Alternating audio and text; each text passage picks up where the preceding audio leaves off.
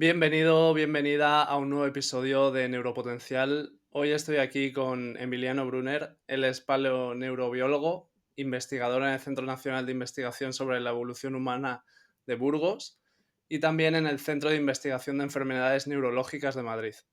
También es autor de varios libros, incluido La evolución del cerebro humano. Bienvenido, Emiliano. Hola David, encantado de estar aquí contigo. El placer es mío. En primer lugar, Emiliano, me gustaría que, bueno, si te quieres presentar un poco o decirnos en qué estás trabajando en tus centros de investigación últimamente, porque me parece un tema súper apasionante. Sí, yo llevo 25 años trabajando más o menos en lo mismo. Yo soy biólogo y me ocupo de antropología y neurociencia, digamos. Integro antropología y neurociencia. Entonces tengo una línea de investigación o un grupo de líneas de investigación sobre anatomía del cerebro, del cráneo y de los vasos sanguíneos asociado al cerebro. Una línea de investigación más en ciencia cognitiva, sobre todo mezclando psicología y evolución humana. Las dos cosas, pues lo que procuro hacer es enfocarlo con una perspectiva evolutiva, evidentemente, hablamos de evolución humana, pero al mismo tiempo siempre busco un enlace con la medicina. Además, la mayoría de rasgos que tienen que ver con la anatomía del cerebro, tanto como las habilidades cognitivas, tienen interés evolutivo y tienen también interés en aspectos médicos, con lo cual es muy fácil e incluso es casi un deber tener que integrar estos dos aspectos. La verdad es que me parece súper interesante tu perfil y yo, la verdad, llevaba mucho tiempo intentando traer un antropólogo, pero cuando vi tu perfil, que además de ser antropólogo te dedicas al tema de la neurociencia, dije, es perfecto, tiene que venir a Neuropotencial, porque me parece la combinación más interesante y que más tiene que ver con este podcast. Entonces, para comenzar esta conversación, me gustaría que nos contaras, y para sentar también un marco, qué es lo que nos hace a nosotros únicos como especie. Bueno, único, muchas veces damos a la palabra único un valor de especial, ¿no? Como un juicio de valor. Tenemos que recordar que la palabra único en evolución quiere decir solamente que se ha dado, que ha evolucionado solamente en un linaje, ¿no? Esto evidentemente quita un poquito de importancia a las medallas que podemos ponernos encima. Además, las cosas que son únicas a veces son buenas, a veces son malas. Eh, a- mm, Hablando con primatólogos, me acuerdo que hace unos años la gente que trabaja en etología de primates, comportamiento de primates, hubo quien dijo que al final los únicos comportamientos que se encuentran en los humanos, pero no en los primates, en los otros primates no humanos, son el llanto y el suicidio, con lo cual tampoco como para estar orgulloso de ello, ¿no? Está claro que tenemos muchísimas cosas que nos hacen único. Como todos los animales, los murciélagos o los gusanos o los coleópteros tienen cosas que los hacen único. Y nosotros también tenemos una larga lista de cosas que hemos evolucionado solamente como homínidos, solamente el grupo de los homínidos o solamente nuestra especie Homo sapiens. Yo creo que entre las todas, de que se ha hablado muchísimo, el lenguaje, el simbolismo, lo que sea, todas estas grandes capacidades, a mí una que me gusta mencionar muchas veces es que no solamente existimos como todos los animales, sino que además lo contamos. Lo contamos y te digo más, tenemos necesidad de contarlo. Me gusta citar muchas veces un proverbio africano que dice, el ser humano para sobrevivir necesita tres cosas: comida, un refugio e historias. Y evidentemente tener entre las necesidades ecológicas de la especie esta necesidad de contar y de ser contados, creo que es algo muy, muy único y especial. Sí, a mí esto me está recordando mucho al libro de Harari, el de Sapiens, que decía también que lo que nos hace únicos es la capacidad de contar historias y de transmitir mensajes a otros, tanto para advertir posibles riesgos como la capacidad de imaginar posibles futuros catastróficos. Eso al final supongo que es algo bueno que tenemos los Homo sapiens, pero también es causa de un montón de insatisfacción el estar proyectando todo el rato en cosas del futuro. Claro, por supuesto. Fíjate que yo no he mencionado tanto la capacidad de contar historias, sino la necesidad de contar Claro, historias, como si fuera una necesidad compulsiva, obsesiva, ¿no? Y además de sí, ser parte de estas historias. sí. Y de escucharlas también, porque al final Totalmente. somos súper adictos a los cotilleos, a las historias y todo esto. Em, Emiliano, el otro día estuvo aquí una neurocientífica, Raquel Marín, y le pregunté sobre qué cambios ha habido en el cerebro desde el Homo sapiens de hace 200.000 años hasta el actual. Me gustaría hacerte esta pregunta a ti porque al final tienes un contexto más de evolución, más evolutivo y histórico, y también tienes el contexto cerebral. Entonces, ¿tú me podrías decir qué cambios o qué diferencias hay a nivel neurobiológico entre una persona de hoy en día y un Homo sapiens de hace 200.000 años? Bueno, yo creo que hay mucha diferencia, evidentemente. Yo me ocupo, yo trabajo mucho también con los fósiles, ¿no? Sí. Me ocupo mucho de paleoneurología, que es el estudio de la evolución anatómica del cerebro en el género humano, y de arqueología cognitiva, que es la interpretación de los comportamientos, así como lo encontramos en el registro arqueológico, a través de los modelos corrientes en psicología, ¿no? Bueno, y ahí, si mezclamos la paleoneurología, o sea, la parte anatómica, y la arqueología cognitiva, o sea, la parte del comportamiento, ahí para dar y tomar, quiero decir, diferencias hay muchas. Y muchas veces, desafortunadamente, la paleoantropología se ha fijado en cosas muy demasiado generales, o sea, el lenguaje, el simbolismo, todas cosas que son muy complejas y sobre todo demasiado, probablemente demasiado generales a la hora de tener que analizar algo, de clasificar, de determinar, de dar definiciones. Fíjate tú, se habla mucho del simbolismo, pero sí, hoy en día ni siquiera tenemos una definición decente de simbolismo. ¿Cómo vamos a analizar el simbolismo en 4 huesos rotos de neandertales si ni siquiera hemos sido capaces de entender qué es el simbolismo en nuestra especie? Nosotros tenemos 8.000 millones de individuos vivos y no hemos sido capaces de entender qué es el simbolismo o cómo funciona el lenguaje. Intentar la misma cosa con pocos restos fósiles es más difícil, ¿no? Entonces, a mí, yo trabajo mucho en una región del cerebro que son los lóbulos parietales, ¿no? Que están en la parte Ujú. superior, posterior del cerebro. Bueno, ahí, por ejemplo, el registro fósil habla claro. Los humanos modernos, es decir, lo que llamamos Homo sapiens, tienen un origen probablemente alrededor de 200, 300 mil años, pero en aquel momento tenían muchos rasgos de Homo sapiens, sobre todo la cara, la anatomía del cuerpo, pero sin embargo, fíjate que tenían una anatomía cerebral pues muy parecida a otros homínidos no modernos como los neandertales, por ejemplo. Y también la cultura, también su cultura era parecida, era muy parecida a las de los neandertales, ¿no? Solamente después de 100.000 años, 80.000 años, vemos por un lado que cambia algunos aspectos de la macroanatomía del cerebro, como estos lóbulos parietales. Hay cambios que son bastante sustanciales y al mismo tiempo cambia el registro arqueológico, ¿no? Ya empezamos a ver una interacción cultural tecnológica mucho más dinámica, no solamente más compleja, sino más dinámica. Hay más dinamismo entre el individuo, la sociedad y el ambiente.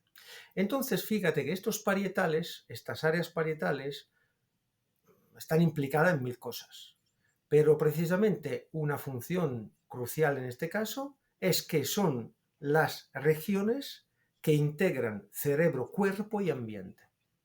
Y entonces yo creo que entre las muchas diferencias que han evolucionado en nuestra especie en los últimos 100.000 años, una podría haber sido esta.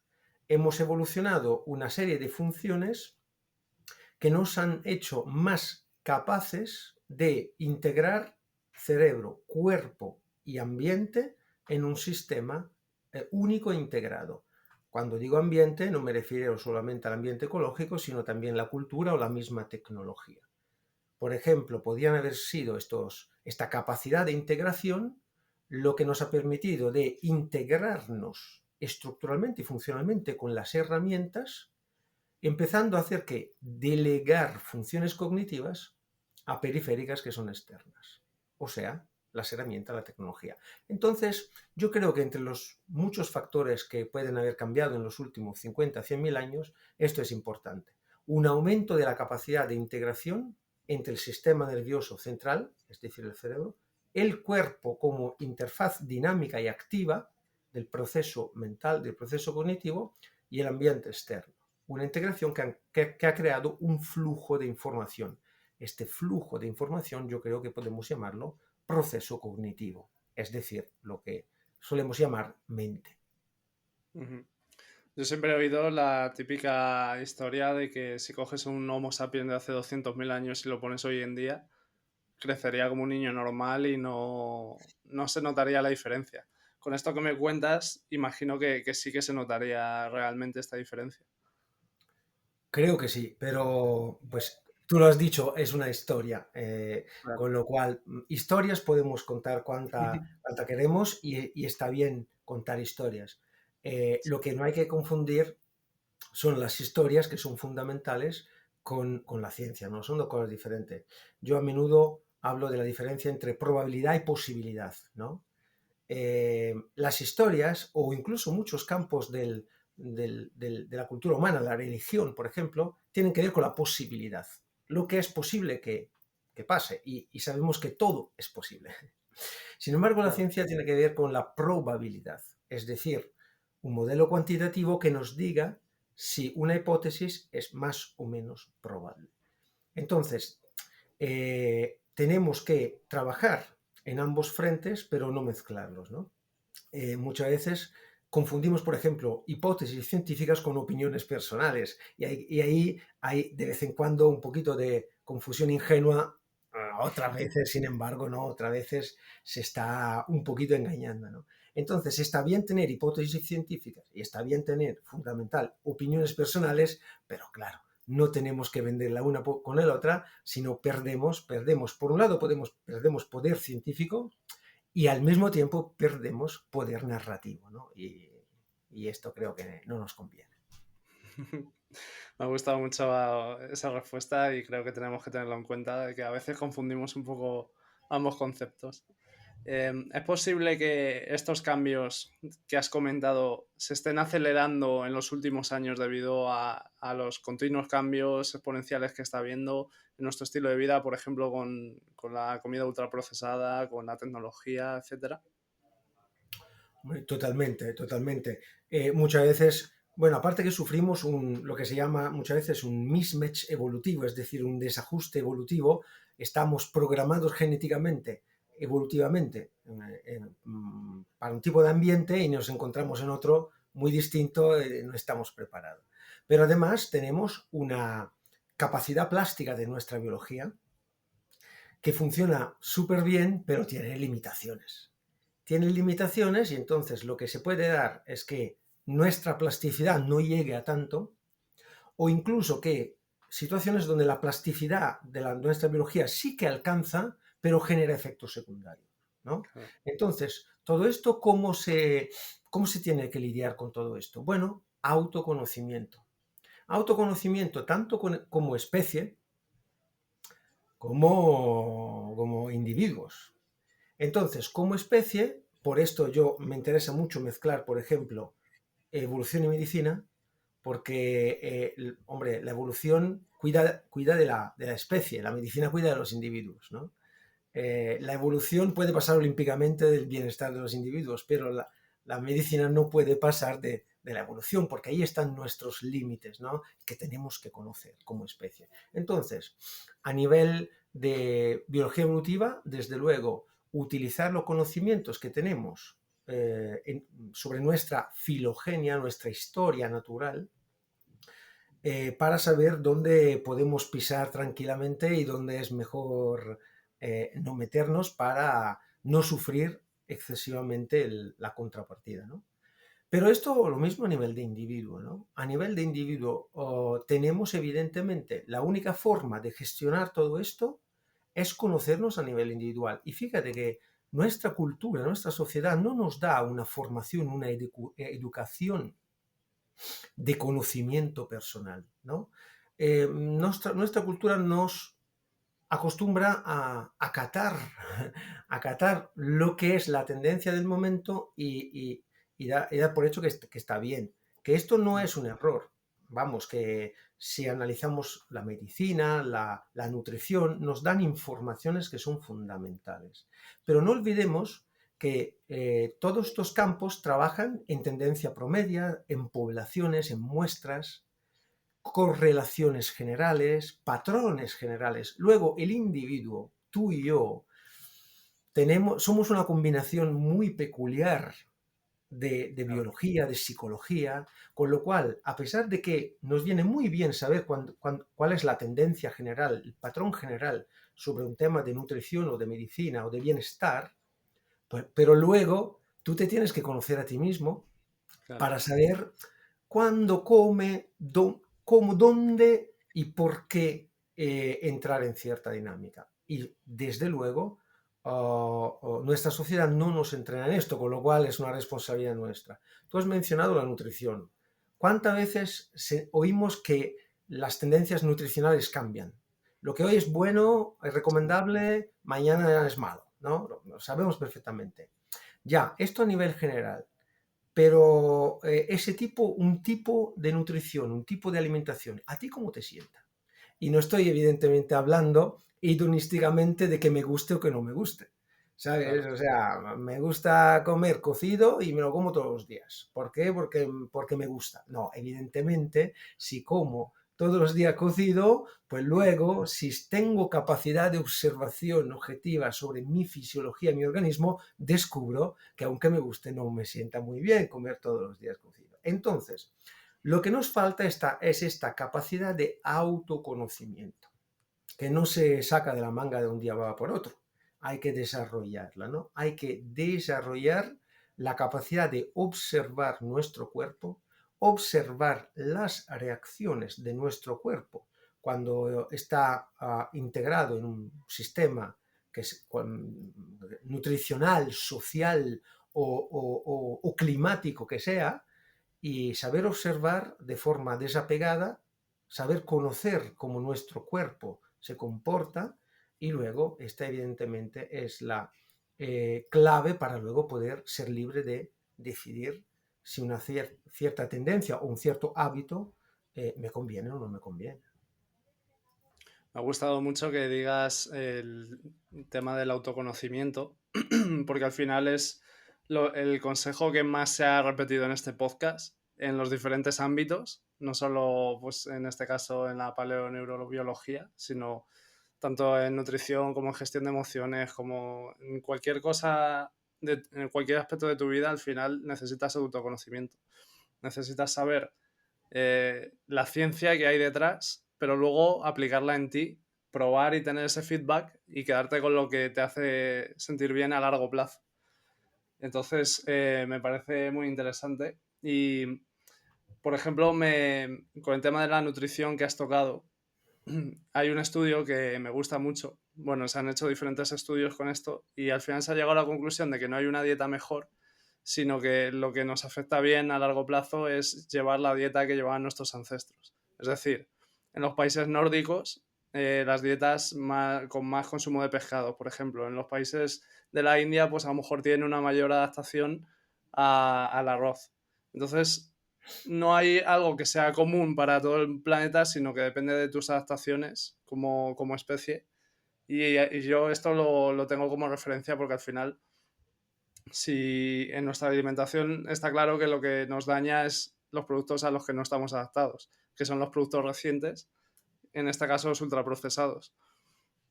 Sí, No pero sé, no sé qué opinas de este tema. sí, que tampoco hay que hacer demasiado romanticismo con la cultura de con la comida de nuestros ancestros. La comida de nuestros ancestros estaba llena de bacterias y virus y cosas tóxicas, ¿sabes? Con lo cual, pues no creo que tenemos que volver a esto. La comida de nuestros ancestros era una comida nutricionalmente sana, pero tenía muchas cosas negativas, así como la vida de nuestros ancestros. Claro, Tiende a hacer un poquito de romanticismo en este caso, ¿no? sí, Insisto, creo que tenemos que aprovechar de nuestra cultura, porque tenemos una cultura con un conocimiento increíble y buenísimo. Esto sí, tenemos que tener cierta libertad, cierta autonomía, y esta se adquiere entrenándonos a observar nuestro cuerpo, nuestras reacciones, nuestras emociones, nuestra fisiología, y una vez que sepamos poco a poco conocer estas dinámicas, pues ya somos libres de decidir qué hacer de nuestra vida. claro. Hombre, yo creo que lo bueno es coger lo bueno de ambos sitios, porque claro, lo de nuestros ancestros tenían sus partes buenas, pero también la ciencia ha avanzado y nos ha prevenido de un montón de bacterias, de problemas. Entonces no se trata de volver al pasado literalmente, porque por algo hemos evolucionado, sino de quedarnos con lo bueno del pasado y del presente. No sé si conoces, Emiliano, a Marcos Vázquez, a Fines Revolucionario. No sé si te suena. Es un influencer, pues tiene un libro que es el que más recomiendo yo, ya que yo siempre estoy preguntando a los invitados qué libro me recomiendan. Si me lo preguntan a mí, siempre recomendaría este, que es el de Lecciones ancestrales para una salud salvaje. Y hace un poco este ejercicio de coger los hábitos a los que nuestro cerebro y nuestro cuerpo está adaptado evolutivamente y traerlos al presente para que los puedas aplicar sin dejar de lado pues, las cosas que tenemos positivas hoy en día. Desde aquí lo Totalmente. recomiendo y te lo recomendaría, Emiliano, por si le quieres echar un ojo y me encantaría saber tu opinión sobre ese libro, porque igual me dices, hay ciertas cosas que no son así. Ya lo buscaré y te lo comentaré. Genial. Y luego te quería preguntar también por qué tipo de consecuencias tenemos por llevar el estilo de vida moderno. Porque al final, tanto a nivel de... Nos hemos centrado mucho en la alimentación, pero otras cosas como el sedentarismo o incluso la hiperconectividad, el estar expuesto a redes sociales, a un montón de estímulos, de inputs constantemente, esto yo creo que está muy desacoplado con lo que evolutivamente nuestro cerebro y nuestro cuerpo demanda y creo que esto tiene consecuencias en nuestra salud. Me gustaría, Emiliano, que nos comentases qué tipo de consecuencias puede tener esto. Sí, yo creo que volvemos a valga lo mismo que hemos dicho en el caso de la nutrición. Hay extremos, sobre todo a nivel social, hay extremos que nuestra capacidad de plasticidad no aguanta bien. Entonces, no se trata de... existe este mismatch evolutivo, este desacople evolutivo, pero lo vuelvo a decir otra vez, este desacople lleva cosas buenas y cosas malas. Con lo cual es como un peaje que tenemos que pagar para tener otro tipo de ventajas.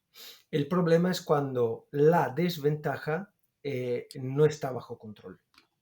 No está bajo control quiere decir que estoy como individuo, tengo una cantidad de factores que no puedo controlar, que no puedo conocer, que evidentemente me llevan muy lejos de un equilibrio fisiológico o psicológico.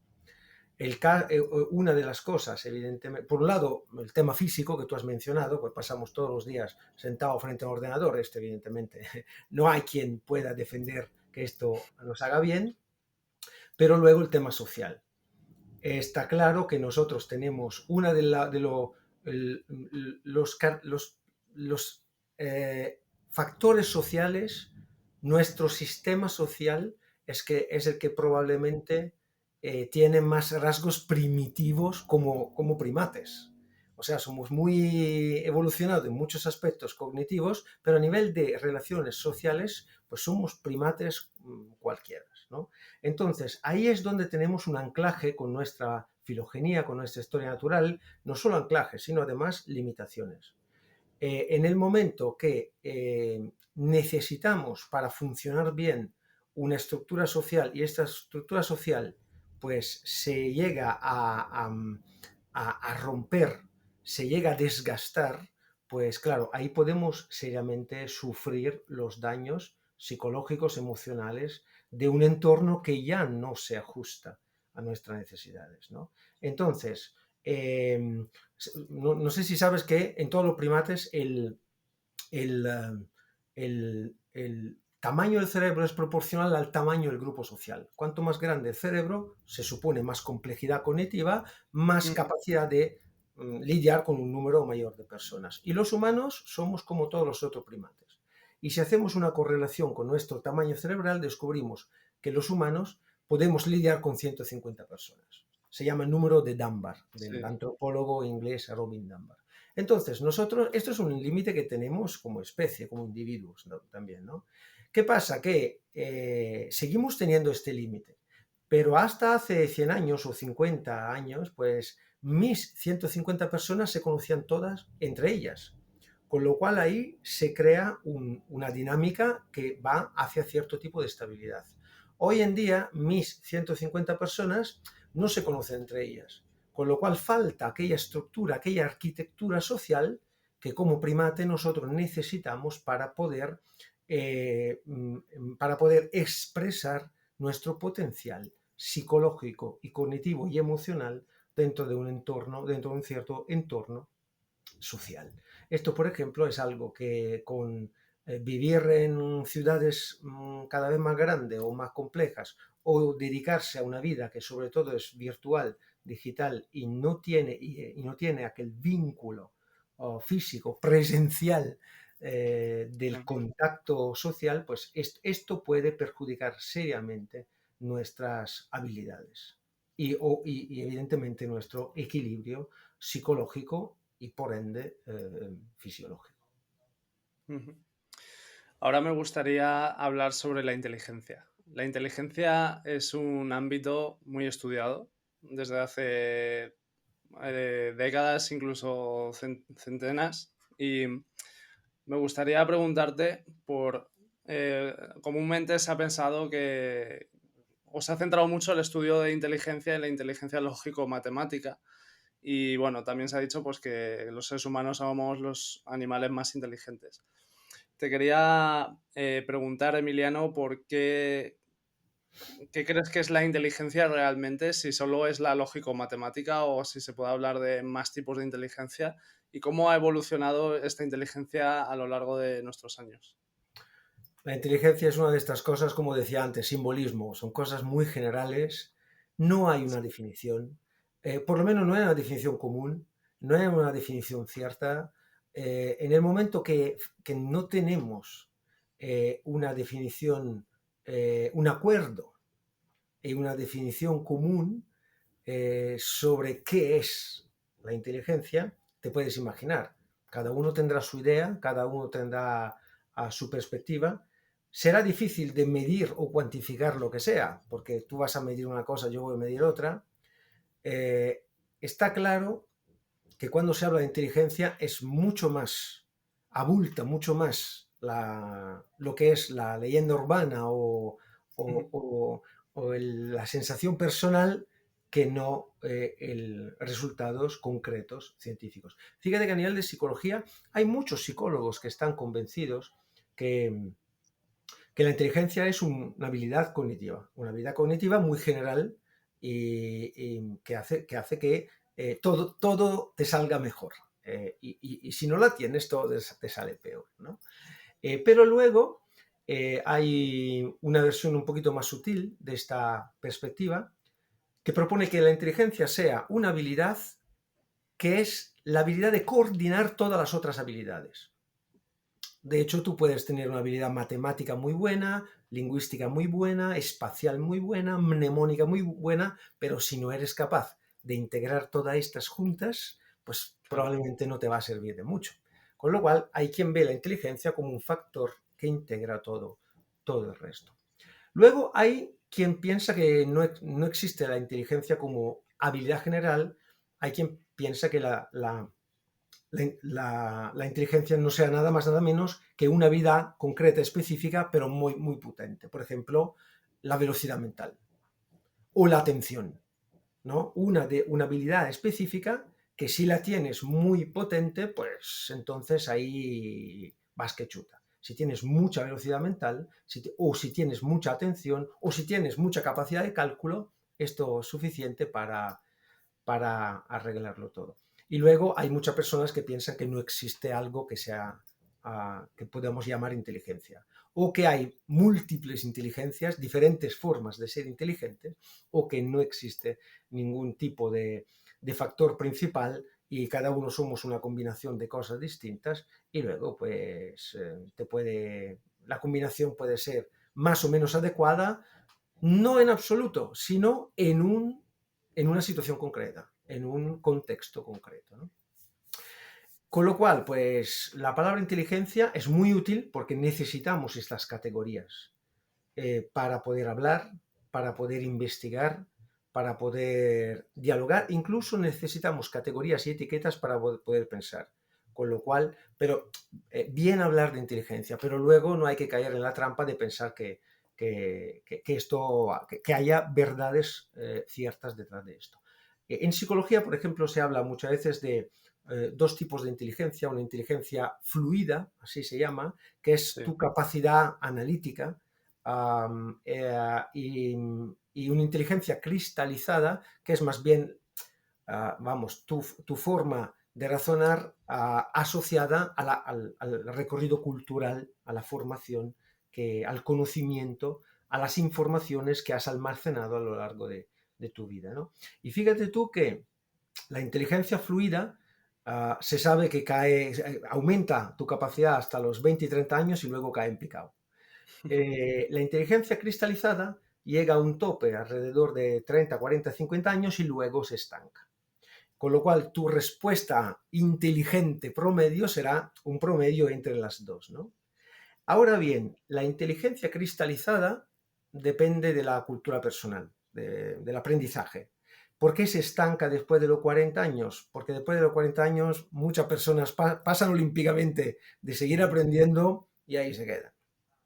Con lo cual, esta es una elección personal que cada uno sabrá cuánto quiere invertir en ello. La inteligencia fluida tiene una caída en picado después de los 30 años y se supone que sea por razones de tipo biológico, y efectivamente hay un envejecimiento cognitivo y cerebral asociado a pérdida de anatomía y de fisiología cerebral, ¿no? Pero aunque este segundo tipo de inteligencia tenga una caída que no se puede evitar porque está asociada al envejecimiento, pero es verdad que depende de factores fisiológicos que, tienen una influencia muy fuerte por tus hábitos. claro. Evidentemente, por ejemplo, muchas de estas pérdidas se asocia a una pérdida vascular, a problemas vasculares. Bueno, evidentemente, si vas a comer comida basura todos los días, pues tu pérdida vascular va a acelerar.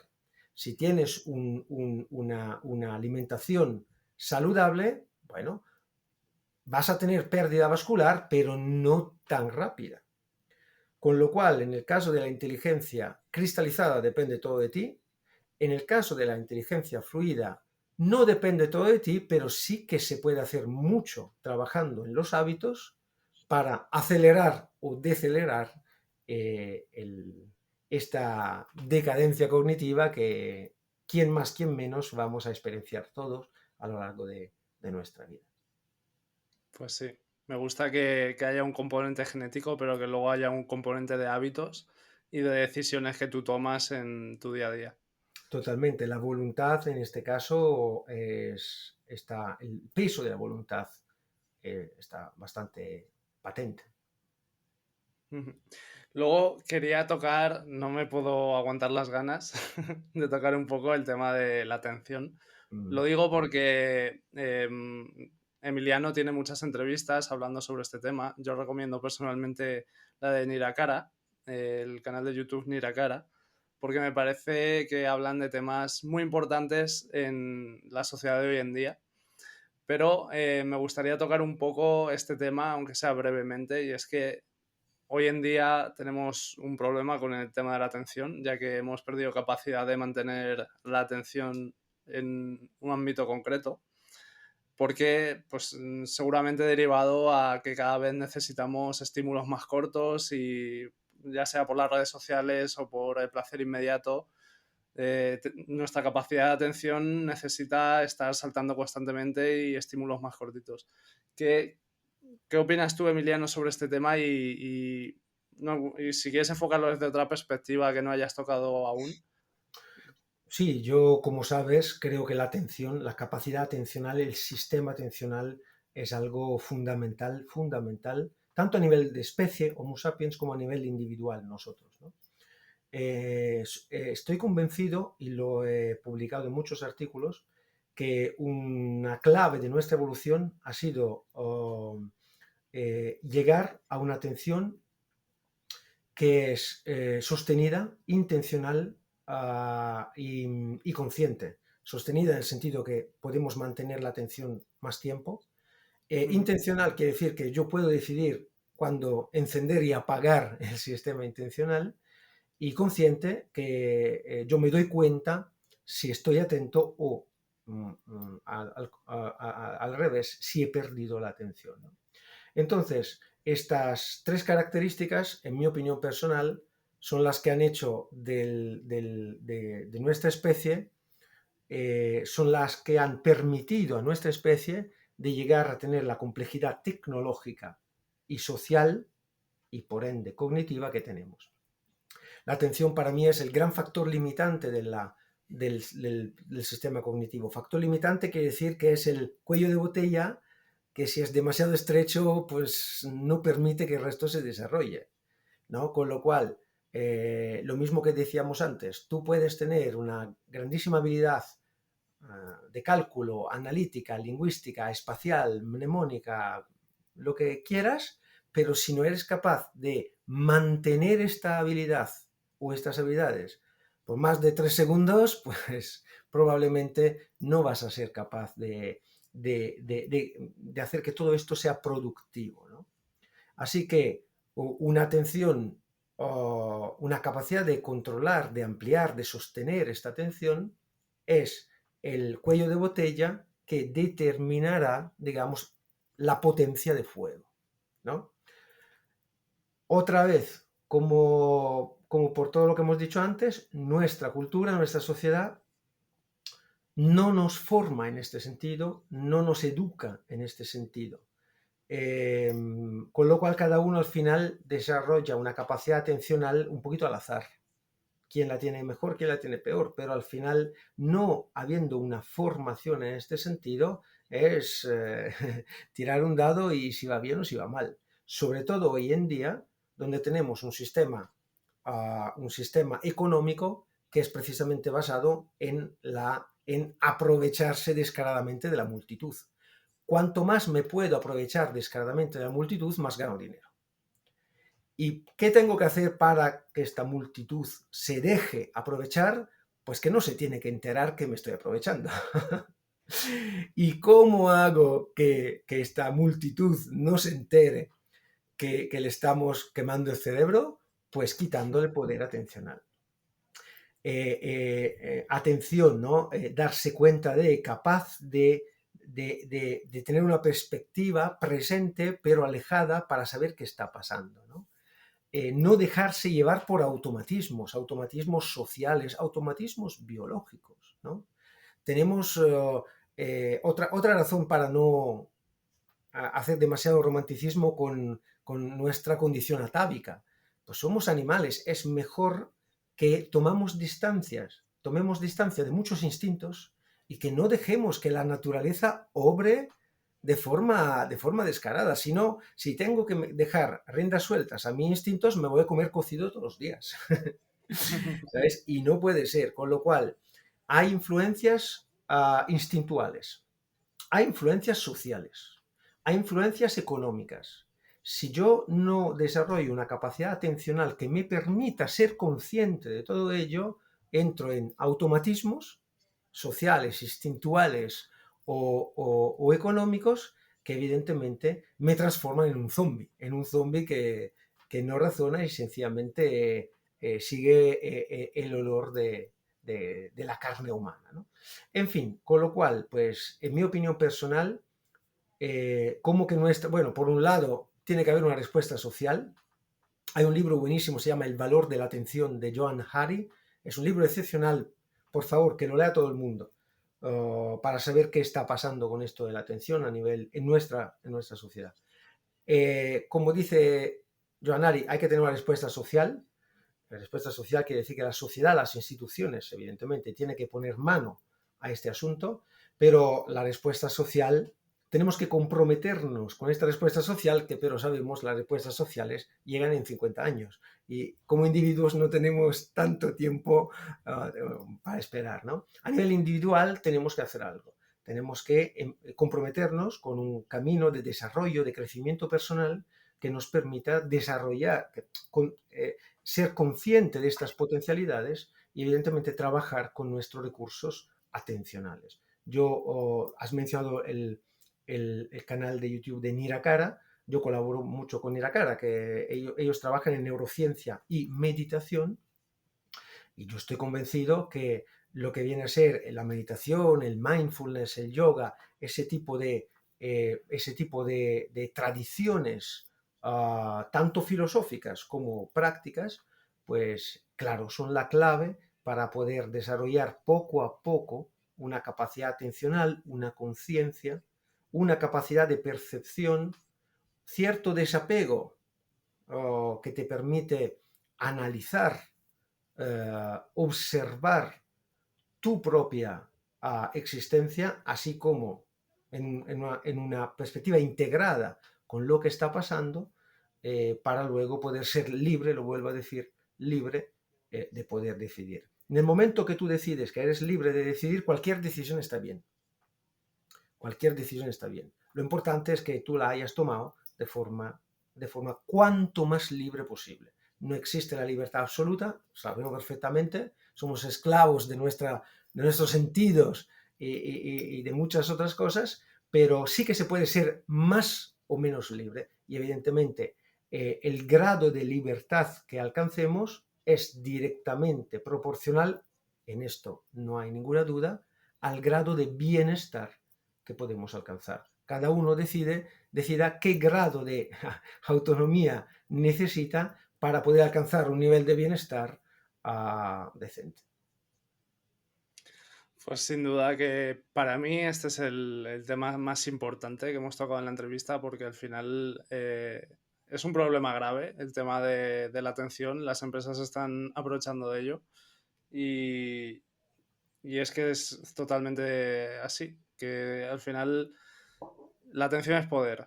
Si tú tienes más capacidad de atención, tienes más poder sobre tu vida. Si tienes menos, pero además se lo está cediendo a terceros, que en este caso son empresas que o bien quieren tomar decisiones por ti y además lucrarse de ello. Entonces, creo que es muy importante en este sentido, primero, ser conscientes de que esto está pasando y de que cada vez tenemos menos capacidad de atención. Y en segundo lugar, entrenar nuestro cerebro en esta atención, porque además creo que es una de las capacidades. Yo siempre digo que es la capacidad más importante de entrenar, pero creo que también es de las más sencillas, porque simplemente leyendo ya estás focalizando tu atención en algo sin tener que saltar de estímulo a estímulo. Y por ejemplo, has comentado la meditación, y la meditación yo siempre digo que tiene un trasfondo espiritual, pero en realidad para aquellos que no les guste este enfoque espiritual, también se pueden beneficiar de la meditación, porque al fin y al cabo es un entrenamiento en atención. Es redirigir tu atención una y otra vez. La meditación es un entrenamiento atencional de la conciencia, de la capacidad de percepción, un entrenamiento somático, un entrenamiento sensorial. Luego esto, evidentemente, te lleva a hacer un camino de desarrollo y de crecimiento personal. este camino lo puedes aplicar a lo que quieras. Muchas personas lo aplican a la esfera espiritual, Sí, pero es una de las facetas. O sea, es decir, tu crecimiento personal es tuyo. Tú claro. sabrás si lo necesitas para afinar tu perspectiva espiritual o tu calidad de vida, de tu vida cotidiana, o para estar más equilibrado en las relaciones sociales, en la gestión de las emociones, o saber gestionar mejor el conjunto de hábitos que caracteriza tu vida, ¿no? Es verdad que la meditación está muy relacionada al contexto espiritual, pero yo creo por una razón más bien histórica. Es decir, las técnicas, las prácticas, los conceptos, las teorías que están vinculadas a la meditación, a las meditaciones. Decir meditación es como decir deporte, ¿sabes? No hay una meditación, hay muchas Claro. escuelas, muchas tradiciones, muchas prácticas, muchas formas. Entonces, todo el conjunto de teorías, conceptos y prácticas meditativas se han desarrollado tanto en el contexto espiritual como fuera del contexto espiritual. ¿Qué pasa? Que luego, cuando se desarrollaban fuera del contexto espiritual, no había luego una formalización, no había luego vamos, que no se escribían libros ni se creaban escuelas. Claro. Sin embargo, el contexto espiritual, evidentemente reforzado por la infraestructura religiosa, sí que ha creado libros, escuelas, enseñanzas y etcétera. Con lo cual, la meditación se ha desarrollado tanto dentro que fuera del contexto espiritual, pero luego es el contexto espiritual lo que lo cuenta, lo que lo ha contado, lo que lo ha expuesto, lo ha estructurado y pasado a las generaciones futuras. Pero, no sé, por ejemplo, los estoicos, todo lo que viene a ser la cultura estoica es una cultura profundamente enraizada en la meditación. Y desde luego no es algo que tenga que ver ni con la espiritualidad ni con la religión. Es probable, es probable que si tú haces un camino de desarrollo personal, es probable que de forma totalmente espontánea a un cierto punto te encuentres con aspectos espirituales de tu conciencia que no habías conocido antes. Pero esto es una consecuencia, no es necesariamente el fin. Y fíjate una cosa que estabas mencionando antes, ¿no? La necesidad de entrenamiento. Esto es curioso porque nuestra sociedad se da por hecho que si quieres ser buen deportista, pues hombre, pues te tienes que entrenar. No vas a ser buen deportista si no te entrenas. Y si quieres ser músico, hombre, tendrás que estudiar música. No vas a ser un buen músico si no estudias todos los días un instrumento musical. Sin embargo, por todo lo que es el potencial mental, cognitivo o la atención, ahí damos por hecho que no necesitamos nada. Lo que nos viene dado, pues nos sobra y lo tenemos ya currado. Está clarísimo que no es así. Con lo cual, si no entrenas deporte, no vas a ser buen deportista. Si no entrenas, si no estudias música, no vas a ser buen músico. Si no entras en un camino de entrenamiento cognitivo, atencional, pues no vas a ser capaz de gestionar tus recursos cognitivos, atencionales, emocionales y etcétera. Otra vez, pues que cada uno decida qué Claro, nivel necesita para llegar a cierto nivel de deporte, de música o de bienestar individual. claro. Cada uno decida, pero luego, pues, ¿quién decide? Por un compromiso limitado, pues luego no se queje.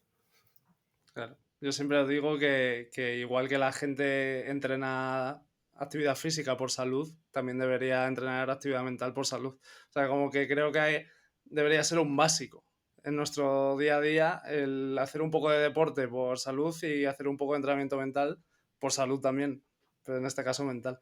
Sí, yo suelo hacer el ejemplo de la higiene corporal. Todos tenemos 20, 30 minutos de higiene corporal cada día. Sabes que te duchas, que te lavas los dientes, pues, pero evidentemente pocos dedicamos 20 y 30 minutos como mínimo a la meditación. Entonces es Ujú. curioso que en nuestra sociedad es más importante la higiene dérmica que la higiene mental. Sí. Resultado, pues ya no tenemos apenas infecciones de la piel o tal, pero tenemos problemas psicológicos bastante importantes, ¿no? Con lo cual, que se dedique tiempo, que demos por hecho que tenemos que dedicar tiempo a la limpieza de la piel, pero no a la limpieza de la mente, esto dice mucho de nuestra cultura. ¿Cómo entrenas tu mente? ¿Con meditación o con qué tipo de meditación, qué tipo de ejercicios realizas? Sí, bueno, yo ya evidentemente desempeño un trabajo, una labor de investigación que esta evidentemente tiene un entorno y un contexto propicio, digamos, muchas cosas. De hecho, yo llegué a la meditación investigando habilidades cognitivas. Yo investigaba atención y capacidad visoespacial, percepción somática a nivel de Ujú. investigación. Y poco a poco descubrí que todos aquellos experimentos somáticos y perceptivos, pues sí, se llamaban meditación mindfulness.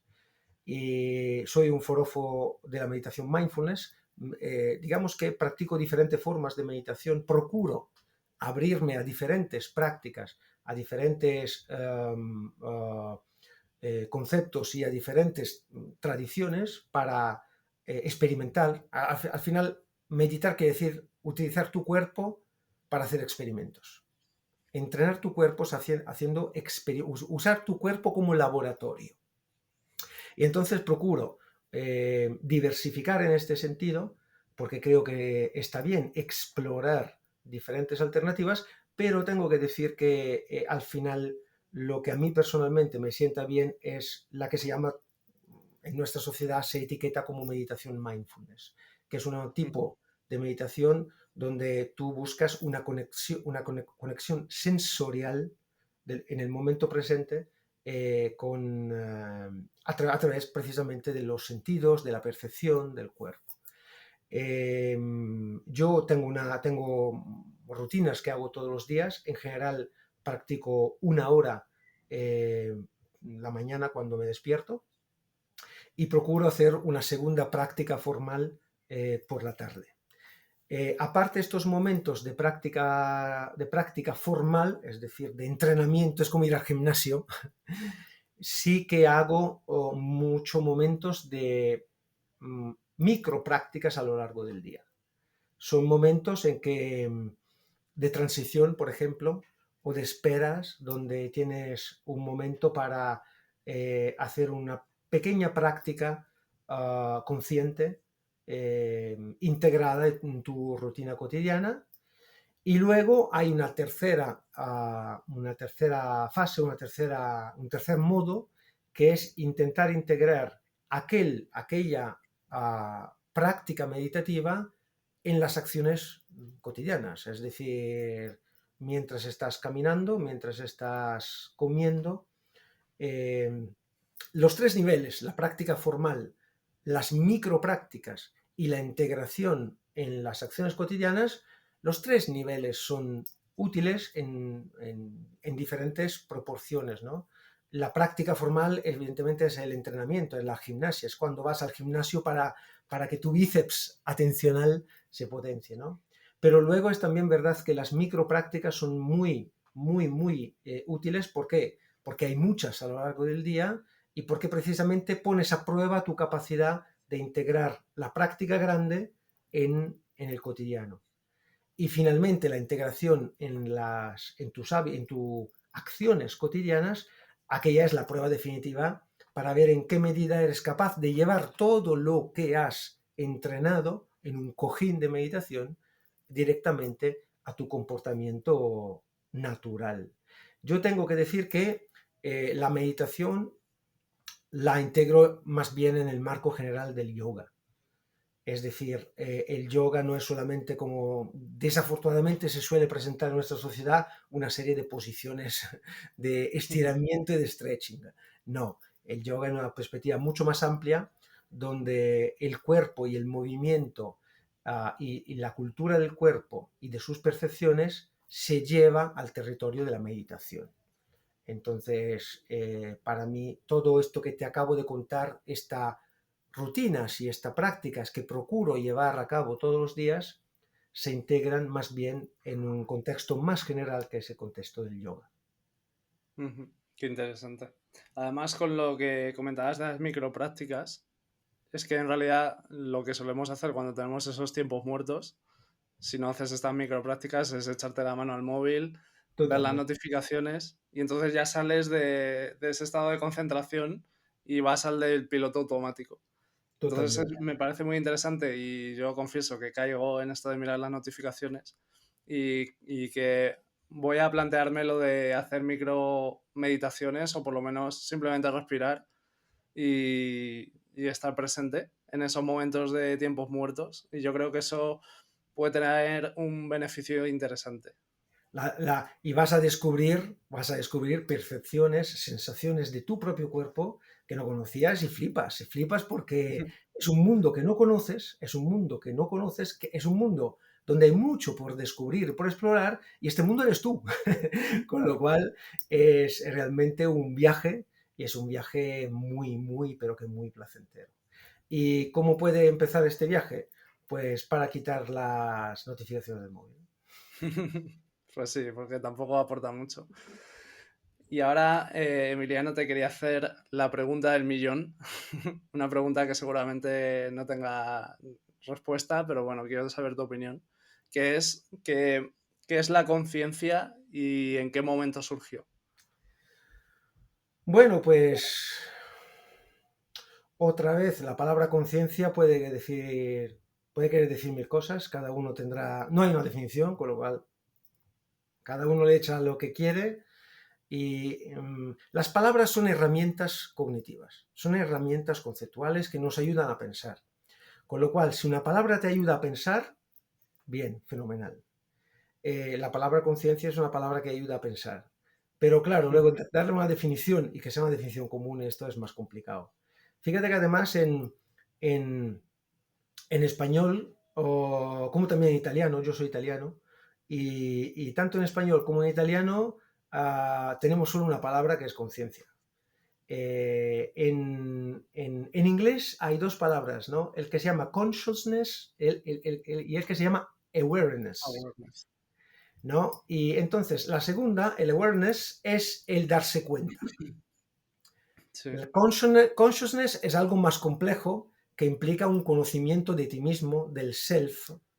O sea, es el ser que está percibiendo lo que está pasando y que es esta unidad funcional cognitiva que se reconoce como el ser que percibe, ¿no? O que piensa. Entonces son dos cosas muy distintas. Son dos cosas muy distintas. eh, Son dos cosas muy distintas y que pero tienen un factor en común. Y este factor en común son tus sentidos y el cuerpo. No puede existir awareness o consciousness si no hay percepción y cuerpo. Es decir, tú necesitas contarte una historia. Necesitas contarte una historia y esta historia empieza por lo que sientes. Lo que sientes lo sientes a través de un cuerpo, con lo cual este cuerpo al final se vuelve medida de todo. Vuelvo a mis lóbulos parietales.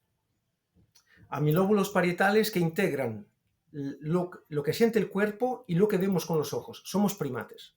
Los primates hemos evolucionado en 70 millones de años, sobre todo una capacidad visual.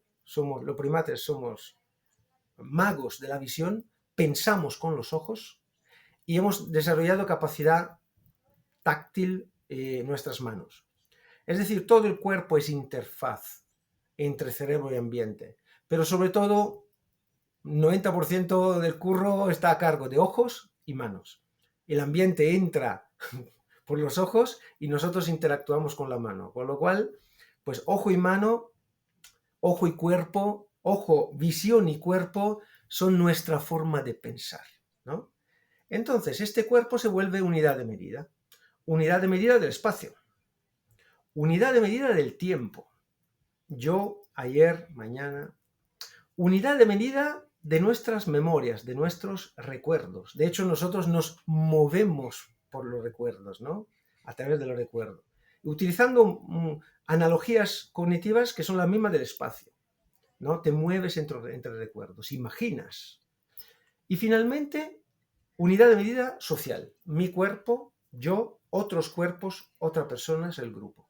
Con lo cual, este cuerpo se vuelve unidad de medida espacial, cronológica, mnemónica y social. Todo, que sea consciousness o que sea awareness, pues al final necesita este cuerpo para materializarse. Digamos también que todo esto, a un cierto punto, se encaja en una historia, en el tiempo, en el espacio. Este cuerpo en el espacio, en el tiempo, genera una historia y ahí de repente, sin que nos demos cuenta, entra otro elemento, que es el ego, que es el personaje, que es un personaje que nos inventamos. Nos inventamos un personaje que le llamamos ego, que le damos características, ¿no? Que es de una forma y no de otra, que le gustan algunas cosas y no le gustan otras cosas, que reaccionas de una forma y tal y cual, que piensa de una forma.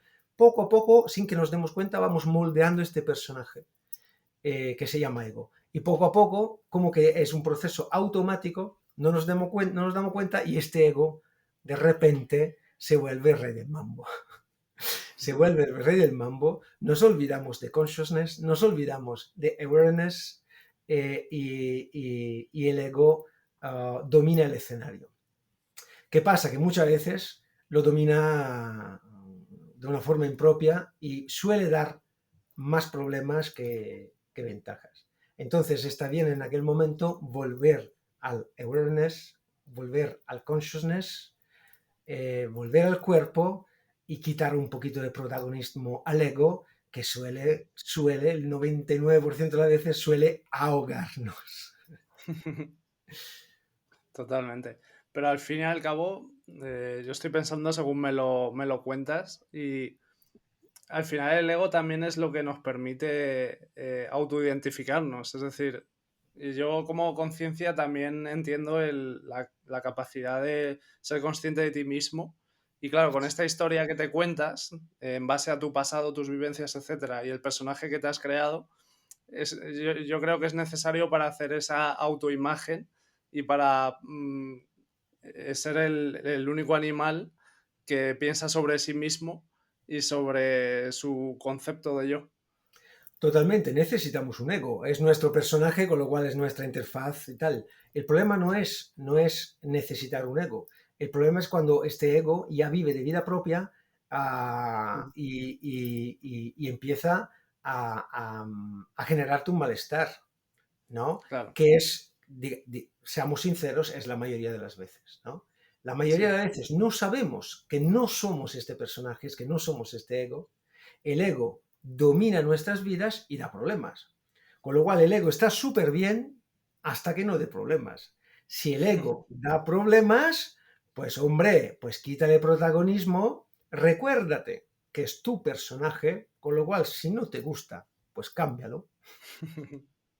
¿Sabes? Con lo cual, sí, es verdad, necesitamos un ego, pero no necesitamos que este ego nos arruine la única Claro, vida que tenemos, ¿no? pues sí, totalmente. Vamos a ir ya acabando, Emiliano. Te voy a hacer las dos últimas preguntas. Adelante. La primera de ellas es que me gustaría hacer un ejercicio de imaginación y que nos Mm. digas, en tu opinión, cómo ves la evolución del Homo sapiens en el futuro. Bueno, no la veo. Estas son previsiones que generalmente no funcionan. Eh, no tengo idea. Sí que hay que recordar que muchas veces hacemos esta previsión basada en nosotros, nuestra sociedad moderna. Sí, Eh, Nosotros, nuestra sociedad moderna, es un estilo de vida, un conjunto de hábitos o de una situación que uno se da en un número, en un porcentaje muy menor de la población mundial. Es decir, si llega un alienígena y se quiere llevar un Homo sapiens como ejemplo, como espécimen por su museo, no se va a llevar a ti o a mí, pues se va a llevar un campesino chino, Sí, se va a llevar un cazador-recolector africano, ¿sabes? Es decir, tú y yo no somos un buen promedio, una buena muestra de Homo sapiens en este momento. Con lo cual sería un error hacer la previsión de este futuro humano sobre una muestra que no es representativa del estilo de vida de la especie.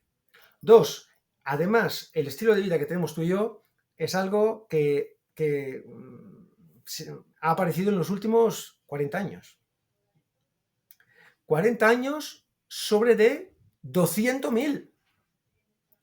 Es decir, sí. tú y yo aquí ahora somos una excepción y no representamos el promedio de la historia natural del género humano. Con lo cual, si quieres hacer esta proyección, hazla, pero no tienes que basarte en lo que somos tú y yo en este momento. Dicho esto, pues somos, a nivel biológico, pues somos una especie de 8.000 millones de personas. La evolución genética se da en grupos pequeños, donde un cambio genético se puede propagar rápidamente o fácilmente en los otros individuos. Que un cambio genético se dé en alguno de nosotros y se propague a 8.000 millones de personas, esto lo veo difícil, improbable. Sí que tenemos una tecnología que evoluciona y sí que, como te he comentado, creo que nuestra gran adaptación ha sido integrar cerebro, cuerpo y ambiente, con lo cual delegar funciones cerebrales a estos elementos periféricos. Esto evidentemente puede seguir adelante, puede seguir adelante en una situación donde continuamente delegamos más funciones cognitivas a elementos externos y nuestro cerebro tiene que entonces aprender a hacer otras cosas, ¿no? ¿Dónde no lleva esto? Pues ya veremos. Ya veremos. Genial, pues vamos a ir ya con la última pregunta, que es la que le hago a todo el mundo. Y es que me recomiendes un libro, una peli o una serie. Ya me has dejado antes El valor de la atención como libro. Si quieres Sí, dejarme otro, puedes hacerlo. bueno, serie No consumo. la verdad que no tengo ni siquiera la tele, no miro con lo cual serie no conozco. Ujú. Eh, libros, bueno, tengo muchos. La verdad que tengo bastante obsesión para la lectura y leo mucho y no sabría ahora aconsejarte un libro en particular. Te puedo decir, por lo que hemos dicho, yo me ocupo mucho, pues eso, de evolución y neurociencia. Ujú. Dos autores que para mí son fundamentales, son dos pilares de este escenario que yo he ido paseando a lo largo de estos casi 30 años. Dos autores fundamentales han sido Stephen Jay Gould, por todo lo que atañe la biología evolutiva, y por supuesto, como que no, Oliver Sacks, por lo que atañe la neurociencia. Estos dos personajes, estos dos gigantes, en mi opinión personal, son las mismas personas. Realmente son las mismas personas en son vicariantes ecológicos de una misma forma de ser. Stephen Jay Gould ha aportado todo lo que ha aportado en biología evolutiva y Oliver Sacks en neurociencia. Os recomiendo leer lo que sea de ellos dos y por supuesto intentar una síntesis. De hecho, ellos se conocieron e interactuaron y se quisieron mucho. Y como películas, bueno, lo mismo, o sea, no creo tener películas que prefiero, o sea, um, me gustan mucho las películas estas rompecabezas, me gustan mucho estas películas donde los conceptos al final resultan difíciles de encajar, pero también me gustan mucho las películas de fantasía, ¿no? Y en este caso sí que os puedo recomendar dos.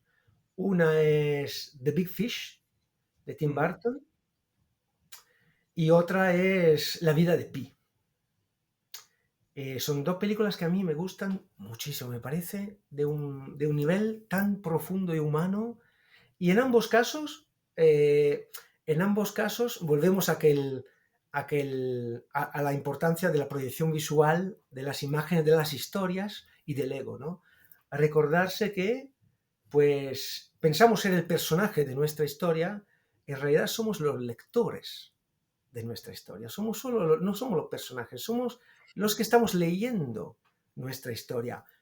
Si nos lo curramos bien, si nos lo curramos bien, desarrollando una capacidad, una libertad, una autonomía con nuestro crecimiento personal, en algún caso podemos llegar incluso a ser los escritores de estas historias. Y estas dos películas son ejemplos perfectos en este sentido.